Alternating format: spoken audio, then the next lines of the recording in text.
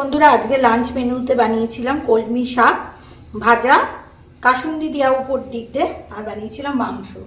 তো মাংস হয়েছে শুনে সবাই বলছে যে খাবে হচ্ছে রুটি। ঠিক আছে, তো চলো দুপুরের লাঞ্চ থালাটা রেডি করি। তো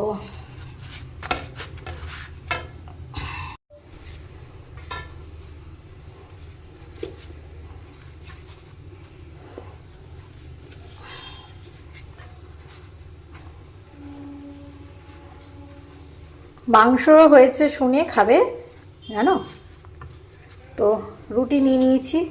এখানটায় নিয়ে নিই শশাটা নিয়ে নেওয়া হোক।